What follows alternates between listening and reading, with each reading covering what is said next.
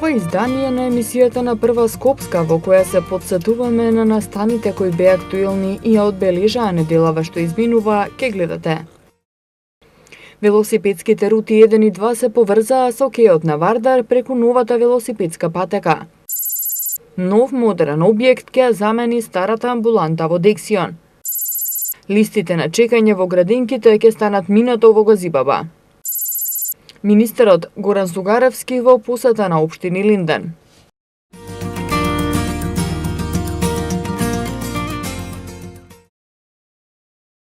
Заврши изградбата на новата велосипедска и пешачка патека на булеварот 8 септември, која се протега од мостот кај хотелот Александар Палас до улицата Варшавска во Тафталиџе. Патеката е во должина од 1200 метри и ширина 2,5 метри и ги поврзува постојните велосипедски рути 1 и 2 со кејот на Вардар. Велосипедската патека е дел од така наречениот Конектор 5, кој по завршувањето на новата изградба во вкупна должина од 2044 метри, предвидено е да ги поврзува рутите 1, 2 и 3 и да се протега по должина на целиот булевар. Поточно од крстосницата со булевар Митрополите од Осиј Гологанов до крстосницата со улицата Скупи. За изградбата на велосипедската и пешачката патека досега се потрошени 15 милиони денари. На дел од оваа патека се вршат и експериментални мерења за температурата на асфалтот и заради тоа тој дел од патеката е обоен со бела боја. Градоначалникот на град Скопје Петре Шилегов рече дека проектот Скопје Велоград го враќа на врвот на листата на приоритети. Со поврзувањето на трите главни рути во Скопје со кејот на Вардар, граѓаните на Карпош и останатите граѓани кои што живеат во овој дел од градот ќе може побрзо да стасаат со велосипед до своите домови, работни места или онаму каде што имаат појдено. По должина на патиките постои дрворед кој што ќе ги прави овие патеки исклучително поволни за движење на велосипедистите и пешаците, а дополнително ќе се овозможи пешачката патека во иднина да се користи и како шеталиште. За таа цел предвидовме и поставување на клупи и корпи за отпадоци по должина на целата оваа рута. Проектот Скопје Велоград го враќаме на врвот на листата на приоритетите. Планираме да продолжиме со изградба на овие кратки патеки кои што ги поврзуваат постоечките главни велосипедски рути, а работиме и на создавање на услови за почнување на изградба на неизградените рути. Град Скопје интензивно работи на зголемување на одржливоста на урбаната мобилност во нашиот град. Покрај на оваа локација во моментов се работи на изградба на нови велосипедски патеки на повеќе локации низ градот со вкупна должина од над 5 километри. Новите патеки се градат на булевар Борис Трајковски, на улицата 11 октомври, на булевар Крсте Петков Мисирков и на улицата Буталска. Градоначалникот Шилегов очекува целиот проект Скопје Велоград да биде завршен за околу 2 години. Оригинално како што бил замислен Скопје Велоград требало да биде готово 2015 година. За жал, кога јас дојдов беше помалку 40% од вкупната рута завршена. Интензивно работиме во изминатиот период и во периодов кој што доаѓа пред нас да ги зголемиме тие рути, останува да го надминеме проблемот со четвртата рута во делот кај Чаир, како би можел цел град да имаме определена конекција. Јас очекувам дека во наредните 2 години ќе можеме во целост да го исполниме она што е зацртано како стартна позиција, иако најмалку 2 пати месечно се гледаме со невладините организации на точак и заеднички со нив и ги решаваме проблемите и ги дефинираме евентуално конекторите како што е овој денеска, кој што е во вкупна должина, како што реков, во моментов 1200, работиме на неговото продолжение и ќе изнесува околу 2 километри.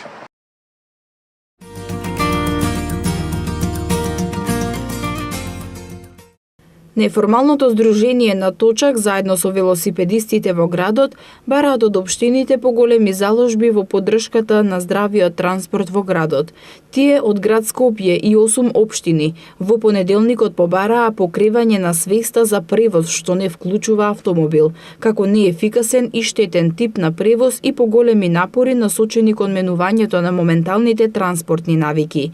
Како прв чекор во тоа е одбележувањето на светскиот ден без автомобил автомобили на 22 септември. Многу градови ширум Европа ќе ги затворат своите улици за движење на автомобили за еден ден во септември, како дел од кампањата Ден без автомобили во рамки на Европската недела на мобилност, почнувајќи од 22 септември 2000 година, кога 760 градови ширум Европа го поддржаа организирањето на Ден без автомобили, секоја година учество земаат и нови градови, јасно покажувајќи дека започнуваат план кој ќе ги менува нивните градови во однос на транспортните политики. Денот без автомобили е ден кога се слави здравиот транспорт во еден град.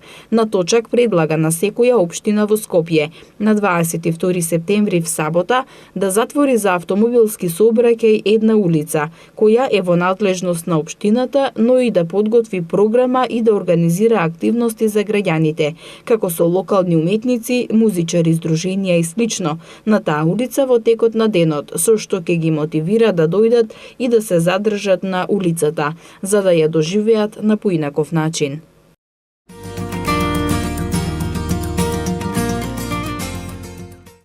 Општина Газибава ќе почне со решавањето на долгогодишниот проблем на родителите за упис на децата во градинка. Долгите листи на чекање се честа тема меѓу родителите, но сето тоа ќе стане минато. Како што најави градоначалникот Борис Георгиевски, со ребалансот на буџетот ќе бидат наменети средства и за детските градинки. Како што изјави тој, дел од средствата ќе бидат наменети за зголемување на сместувачкиот капацитет во детските градинки. Градинката Детска радост во населбата Железара ќе добие плюс 3 нови групи, од кои 2 кои ќе работат во прва смена, а за прв пат една група ќе работи во втора смена. Додека во градинката 25 мај ќе бидат отворени 2 нови групи, а децата во Стајковци ќе добијат нова градинка со капацитет за 120 деца. Новата градинка во Стајковци, која ветив на граѓаните, во септември ќе започне со градба, за што обезбедивме 15 милиони денара, а истата ќе има капацитет за 120 деца во 4 групи. Го зголемуваме капацитетот на градинката Морковче, лоцирана во Ирумлери, со изградба на нова занимална. Градоначалникот Георгиевски додаде дека на овој начин се решава проблемот со капацитет во градинките. Списоците за чекање место во градинките одат во историјата. Георгиевски додаде дека во наредниот период планирани се средства за изградба на 2 нови спортски сали во Основното училиште Вера Јоцик во Хиподром, како и во Основното училиште Кирил и Методи во Стајковци. Исто така планирани се 20 милиона денари за изградба на нов спортски центар Цреш во Стајковци, каде веќе почната е подготвителна фаза за изградба.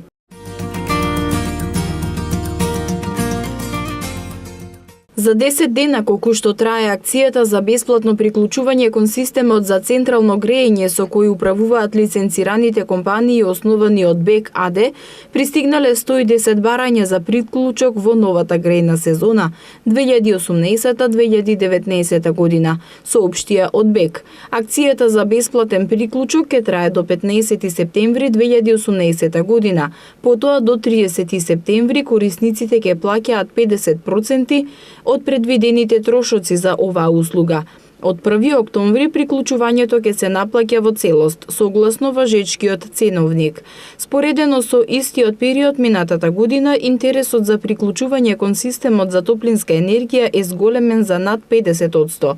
Повеќе годишното подобрување на квалитетот на услугата и намалувањето на цената која во периодот од 2013 до 2018 година вкупно се намали од 33% до 66%, во зависност од категоријата на потрошувачи. Очекувано го зголеми интересот кај потрошувачите, велат од БЕК. Од топланата информираат дека подготовките за новата грејна сезона се одвиваат согласно планот, што е гаранција за непречен старт и одвивање на истата.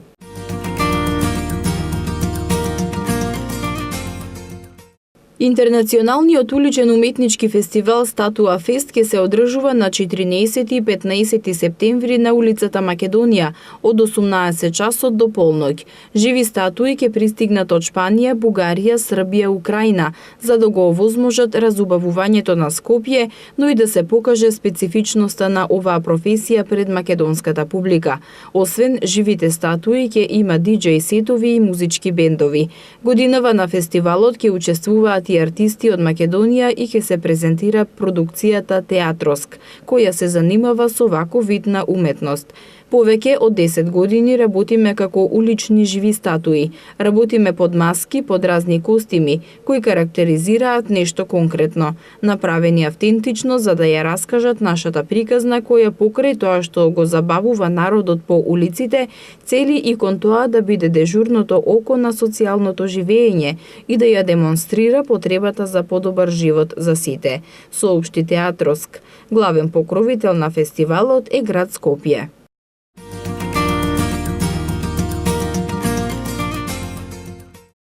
Се санираат градинките на територија на општина Кисела Вода. Во објектот Зуница при градинката 8 март во Драчево се врши бетонирање на пукнатата покривна плоча и се вршат поправки на лимената конструкција на покривот. Се врши и санација на внатрешниот таван во градинката, како и санација на оштетени ѕидни површини. Во тоалетите се врши замена на вентили, на дотраени чешми, а се изведуваат и други поправки и се отстрануваат дефекти. На објектот Пеперутка 1 во населбата Драчево се поправени плафоните на влезовите од направени штети предизвикани од поројните дождови. Градежни активности се одвивале и во објектот Пржино при градинката 8 март, каде во дел од градинката се извршила поправка на подната подлога, оштетена од поројни дождови пред да се изврши поправката на покривната конструкција. За време на санациите во објектите децата се згрижени во други простории во нивните градинки, со цел да им се обезбеди побезбеден престој, соопшти општина Кисела Вода. Оттаму додаваат дека санација на воспитно-образовните објекти ќе продолжи да се врши и понатаму, секаде каде што има потреба.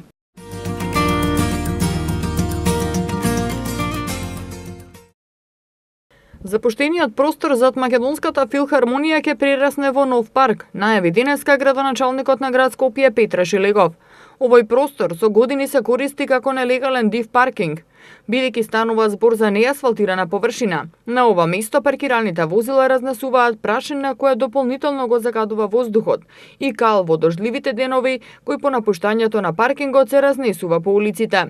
При тоа подземниот паркинг под Македонската опера и балет и филхармонијата, иако има огромен капацитет, стои неискористен, рече Шилегов одговарајќи на прашање на советник во Советот на град Скопје во врска со тоа дали ни се заканува нова узурпација на овој простор од типот на Скопје 2014. Додаде дека на ова место ќе биде изграден парк со површина од 14.000 метри квадратни, што го прави поголем и од паркот Жена Борец.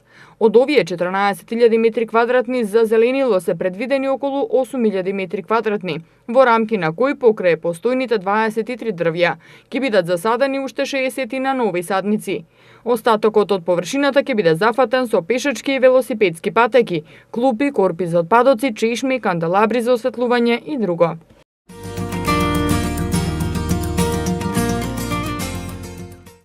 Од сабота 1 септември почнува кампањата за бесплатна идентификација и регистрација на домашните миленици, кучиња и мачки, што ќе трае до 31 март идната година или до потрошувањето на набавената количина од 100.000 микрочипови. Ке се спроведува по принципот прв дојден, прв услужен. За спроведување на кампањата, Агенцијата за храна и ветеринарство склучи договор со 135 ветеринарни друштва, кои ќе извршат бесплатна апликација на микрочипови кај домашните миленици и ќе ги внесат податоците во информативниот систем на Агенцијата за храна и ветеринарство. Собствениците ќе треба да платат само 120 денари за издавање пасош за домашен миленик, што ќе може да го употребуваат при патување надвор од државата. Утре на веб страницата на Агенцијата ќе биде објавена листа на ветеринарни друштва друштва со кои е склучен договорот, во која ќе стојат телефонските броеви и електронската пошта на ветеринарното друштво, за да можат собствениците да стапат во контакт. Секој собственик има законска обврска да го микрочипира својот миленик и доколку не ја спроведе, предвидена е санкција од 30 евра во денарска противредност. После завршувањето на кампањата, Агенцијата за храна и ветеринарство ќе спроведе зајакнати контроли за да провери дали собствениците извршиле идентификација и регистрација на нивните домашни милиници. Граѓаните кои нема да искористат бесплатната апликација за микрочипирање, ќе треба да платат 800 денари само за микрочипот и дополнителни средства за апликација.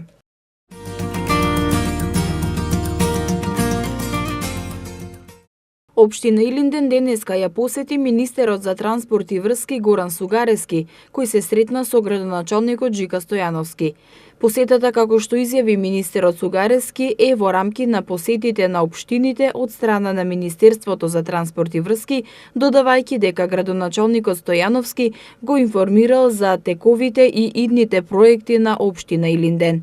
Министерот Сугарески додаде дека покрај кредитната линија од Европска инвестициона банка од страна на владата на Република Македонија се собираат проекти кои во моментов се разгледуваат, со цел тие проекти да бидат реализирани. Од страна на Министерството за транспорт и врски изготвена беше информација во делот на изградбата на локални патишта. Тоа е кредитна линија која што очекуваме во наредниот период да биде реализирана. Анализите кои што беа правени таму и во ЗЕЛС, се разбира во јавното претпријатие за државни патишта, ги очекуваме да дојдат и потоа со нова информација до влада да се задолжи Министерството за финансии да имаме кредит, да добиеме кредит меѓу 70 и 100 милиони евра во зависност од проектите кои што ќе бидат доставени од општините, се со цел да тие проекти бидат реализирани. На тој начин во најголема мера им помогнеме на општините и во делот на канализациите, водоводите и се разбира локалните патишти, со тоа се разбира ја подобриме комплетно инфраструктурата во сите општини во Република Македонија. Градоначалникот Джика Стојановски истакна дека на средбата се разговарало за начините и можностите за реализација на капитални проекти, посебно во делот на патната и комуналната инфраструктура. Стојановски додаде дека локалната самоуправа е подготвена во делот на проектната документација. Одредени проекти се поднесени. Локалната самоуправа е подготвена во делот на проектна документација. Одредени проекти се поднесени. Целта е како да најдеме можности за да реализираме проектите кои што се дефинирани по приоритет од страна на граѓаните, нивна реализација и со тоа подобрување на условите и квалитетот на животот на граѓаните во општина Илинден.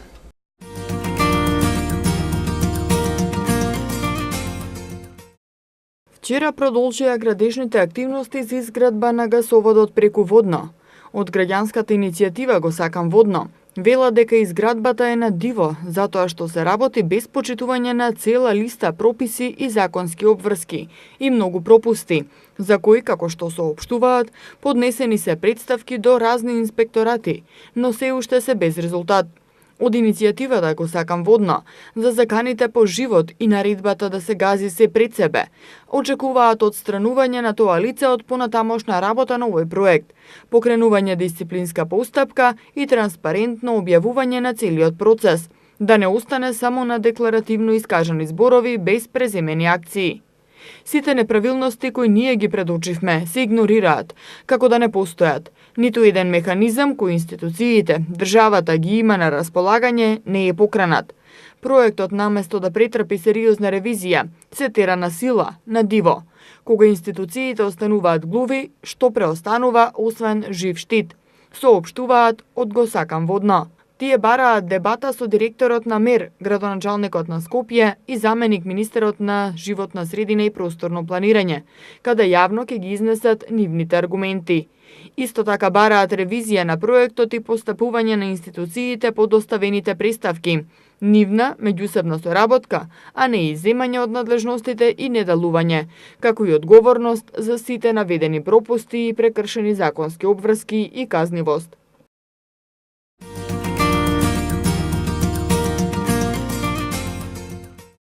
Општина Аеродром од 1 септември ги презема трошоците за обезбедување на основните училишта и детските градинки што досега ги плаќаа родителите. За обезбедување на училиштата и градинките од општинскиот буџет ќе бидат издвоени 5 милиони денари. Преку овој проект не само што се грижиме за безбедноста на децата, туку сакаме и да им помогнеме на родителите да ги намалат трошоците за обезбедување на своите деца. Одлуката за преземање на трошоците за обезбедување на училиштата и градинките е дел од пакетот мерки за помош на родителите на стартот на новата учебна година, заедно со еднократната помош од 3500 денари за секое прваче, соопштија од општина Аеродром.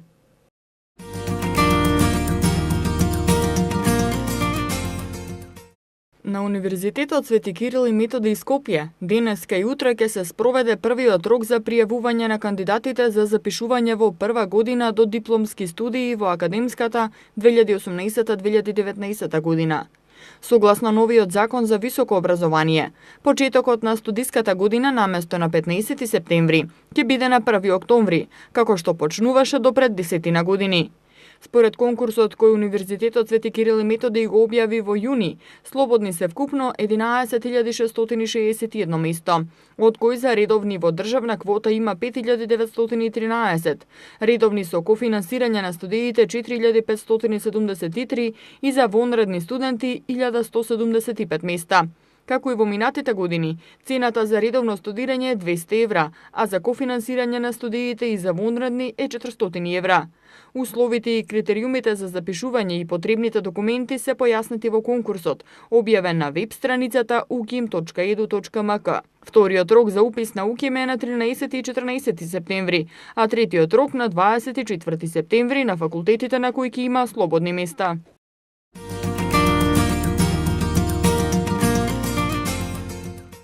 Владата на вчерашната седница, согласно одлуката за утврдување на бројот на стипендистите и висината на стипендиите за ученици запишани во средните училишта за учебната 2018-2019 година, донесе одлука 100 талентирани ученици и 80 талентирани ученици спортисти да добиваат стипендија во висина од 2970 денари. Покрај тоа, 100 ученици со посебни потреби, 50 ученици деца без родители, ќе добијат стипендија од 2750 денари, а 400 ученици ќе добијат стипендија за социјална поддршка од 2200 денари. Стипендии се предвидени и за учениците роми, информираат од владината прес-служба. Владата исто така донесе одлука за доделување на 50 стипендии на странски државјани од интерес на Република Македонија, односно за студенти со македонско потекло кои живеат во државите на Балканскиот полуостров. Стипендии ќе добијат студентите кои ќе се запишат како редовни студенти на државните универзитети Свети Кирил и Методи Скопје, Свети Климент Охридски Битола, Гоце Делчев Штип, Универзитетот за информатички науки и технологии Свети Апостол Павле Охрид, Мајка Тереза Скопје и Универзитетот во Тетово во студиската 2018-2019 година.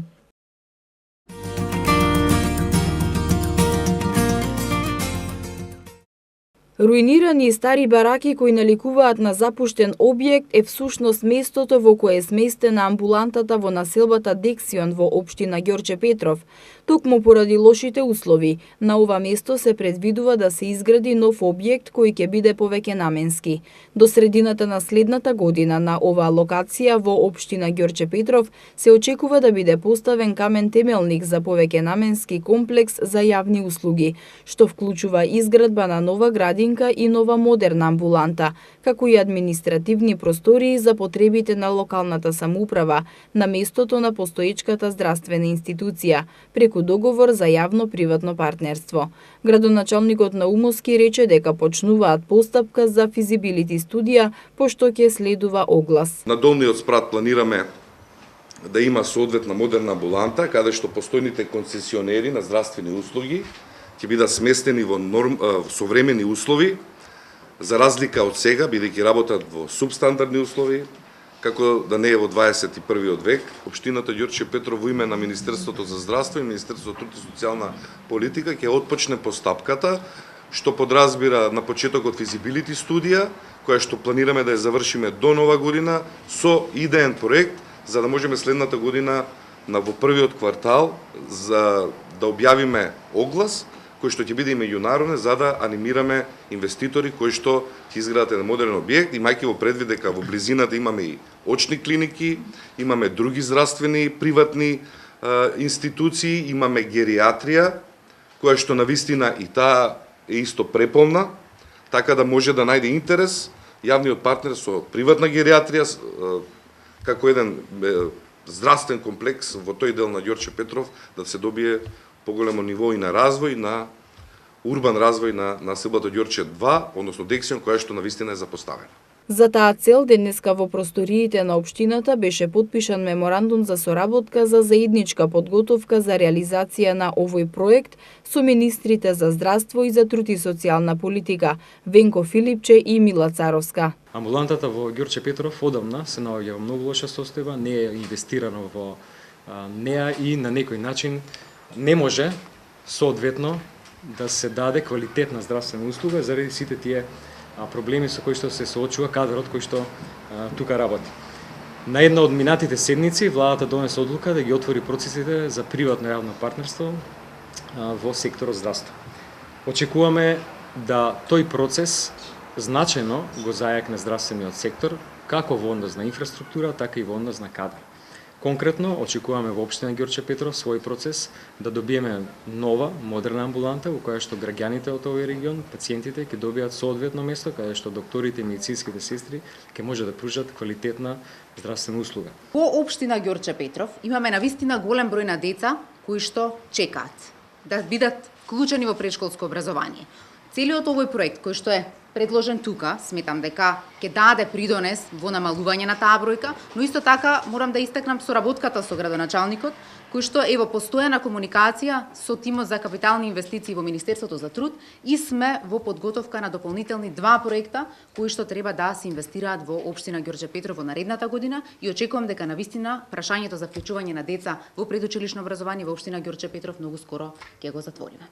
Ова е многу значаен проект за граѓаните, прв од ваков вид, воспоставен меѓу 3 јавни институции и приватен партнер, со кој ќе се овозможи подобрување и модернизирање на условите во здравството и зголемување на капацитетите на детските градинки.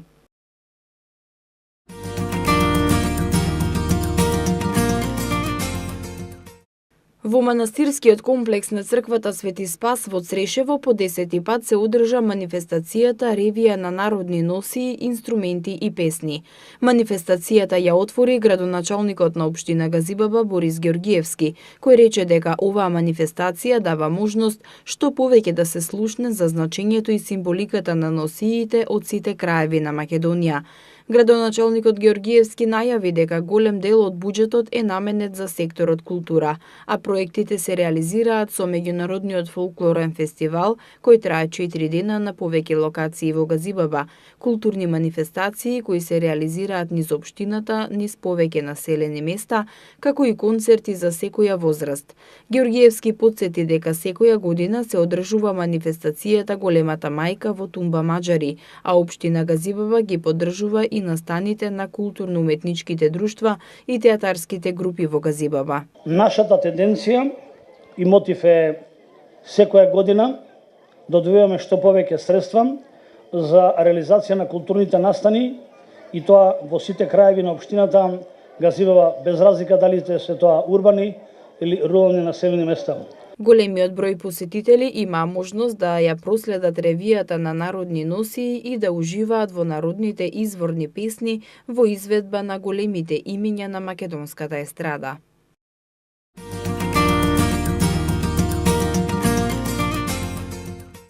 Заврши фудбалскиот турнир Газибаба Куп 2018 во општина Газибаба, а градоначалникот Борис Ѓоргиевски на најдобрите им ги додели пехарите. Турнирот се одржува 4-та година поред од 28 до 30 август, а учествуваат деца на возраст од 10, 11, 12 и 15 години од Словенија, Србија, Хрватска, Бугарија, репрезентација на Македонија 2003 и 2004, фудбалски клуб Вардар, Работнички, Беласица, Победа Пилистер од Македонија и многу други екипи, вкупно 64 на број. Како што истакна градоначалникот Ѓоргиевски, целта на на овој турнир е да им се понуди на децата можност да одиграат силни меѓународни надпревари со екипи од други земји и секој учесник да добие незаборавно искуство кое ќе го понесе дома. Ова е навистина импозантен дел каде што младите се усовршуваат со она што представува фудбалска техника и навистина се запознаваат со новите вредности и новите догаѓања во фудбалот.